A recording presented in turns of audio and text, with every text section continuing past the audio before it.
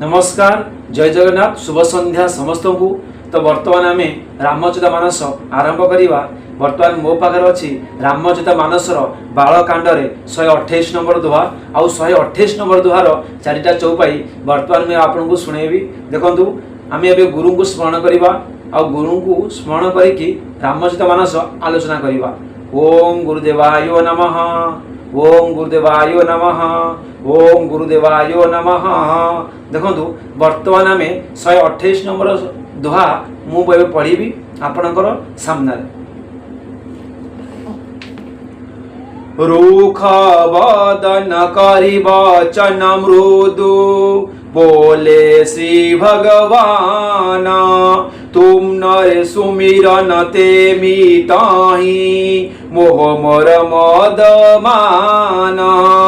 भगवान टिके उदासीन हो जाई कमल भावरे कहले, हे मुनिराज आपण को स्मरण करिबा मात्र के अन्य मानकर मोह मद काम अभिमान टूटी जाए। तेणु आपण को ए विषय कौन बा कहवा किए कहते ना भगवान कहते। भगवान टिके उदासीन हो कमल भाव में कहले, हे मुनिराज मान नारद को भगवान नारायण कहते। जितेबाला वैकुंठ में आसिकी नारायण पाखरे महामुनि नारद पहुँची जाइछंती, सेतेबाला नारायण आसवाई आसन देइछन नारद को। आउ नारद को कहते, हे मुनिराज आपणकर नाम स्मरण करने मात्रे अन्य मानकर मद काम अभिमान दूर हो जाए। तापर 1 नंबर चौपाई। सुनु मुनि मोह होई मन त्याके, ज्ञान विराग हृदय नहीं जाके, ब्रह्मचर्य व्रत रतमति धीरा, तुम नहीं की करई मन भाव पीरा। पुनी कौन कहते देखु ना, हे मुनि शुणु जहाँकर हृदय ज्ञान वैराग्य नहीं ताहा मनरे मोह जात हुए। आपण तो ब्रह्मचर्य व्रतरे तत्पर एवं अत्यंत धीर बुद्धि, आपण को भला काम देव किपरि पीड़ा देई पारि थांते। देखंतु नारायण केमिति कहउचंती महामुनि नारद को कि आपण हेउचंती ब्रह्मचर्य मूर्ति, आपण सदाबले ब्रह्मचर्य व्रत पालन करि आसंती, तो आपण को भला काम देव केमिति पीड़ा देई पारि थांते बोली कि नारायण कहउचंती महामुनि नारद को। 2 नंबर चौपाई कौन लिखा? नारद कहेउ सहित अभिमाना, कृपा तुम्हारी सकल भगवाना, करुणा निधि मन दिख विचारी, उर अंकुरे गर्भतरु भारी। देखु नारद कहेउ सहित अभिमाना, नारद अभिमान सहित कहले। नारद मन तो अहंकार आसी जाइए, कामदेव को से जय कर देइचंती, तो नारद अभिमान सहित कहउचंती भगवान को।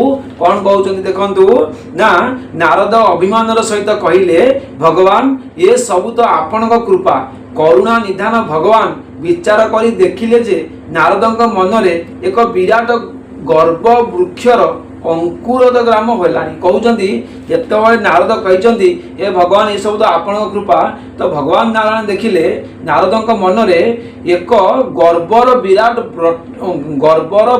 बट वृक्ष जात होलानी। आउ सेई बट वृक्ष को मते काटिबा को पड़ियो बोली नारायण चिंता करिसंती। कारण नारद तो हेउचंती नारायणकर परम भक्त, आउ तांकर भक्त मनरे तो अहंकार आसी जिवो, तांकर भक्त मनरे तो गर्व आसी जिवो, आउ तां सेई भक्तटी विनाश हवा सुनिश्चित भगवान जानिचंती। सेतिबई भगवान चिंता करिसंती नारदंक मनरे जो विराट बट वृक्ष जात होइछि गर्भर, ताकू मते काटिबाकू निश्चिंत भाव में पड़िबो। तापर देखंतु 3 नंबर चौपाई। बेगी सो मही डारी हऊ खारी, पन हमार सेवक हित खारी, मुनि करहित मम कौतुक होई, अवश्य उपाय करिबी मई सोई। भगवान नारायण कहउचंती बेगी सो मई डारी उरु खारी। अर्थ होउची कोन, भगवान स्थिर कले मु सेई अंकुर को तुरंत उपाड़ी फोपाड़ी देवी। कहउचंती से जो बर गछ गर्भर बर गछ नारदंक भितर जात हेलानी, मु ताकू उपाड़ी की फोपाड़ी देवी कारण सेवकर हित करवा ही मोर संकल्प। नारायण कहउछंती सेवकर हित करवा हेउची मोर संकल्प जोउथिरे मुनिकर कल्याण हेबो एवं मोर लीला मध्य होई जीवो मु निश्चय से उपाय करिवि। कहउछंती मु एमिति काम करिवि जोउथिरे कि नारदंकर निश्चिंत भाव में कल्याण हेबो। तो कौन भगवान उपाय कले नारदंक कल्याण पई केमिति नारदंकु शिक्षा देले एबे देखंतु 4 नंबर चौपाई। तब नारद हरि पद शिर नाई चले हृदय अहमिति अधिकाई श्रीपति निज माया तब प्रेरी सुनहु कठिन करनी तेहि केरी। तापर नारद कौन कले सेठारु विदाय नेले। देखंतु किछि समय परे भगवान को चरण रे प्रणाम करी नारद चाली गले। तांको मनर गर्व अभिमान आहुरी बढ़ी गला। एतिकी बेले लक्ष्मीपति भगवान निज माया को प्रेरण कले। एथर सेई मायार करामती केते बड़ ता सुनतु। देखंतु आज्ञा जेतेबेले नारदंक मनरे गर्व अहंकार अत्यंत बढ़ी जाइछि आउ भगवान ताकू चिंता करिसेंती से गर्व को खंडन करिया पई। तो किछि समय नारद भगवान को सहित कथा हवा परे महामुनि नारद नारायण नारायण जप करिकी विदाय नैचंती। आउ भगवान सेठी तांकर माया को डाकिचंती। माया देवी होउचंती भगवान को दास डाकिचंती डाकिकी ताकू पठेइचंती जाओ नारदंको माया रे भ्रमित कर।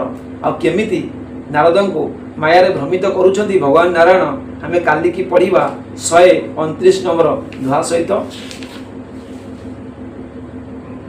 तो से पर्यंत विदाय नौची। तेबे तो समय इशारा गलानी आमको विदाय नवाक पड़िबो। पुणी देखा हबा काली संध्या रे 129 नंबर दुहा सहित 4टा चौपाई। भगवान नारायण काली केमिति नारदंकर गर्व को खंडन करूचंती आमे काली की पढ़िबा। रहिले आज्ञा। श्री राम जय राम जय जय।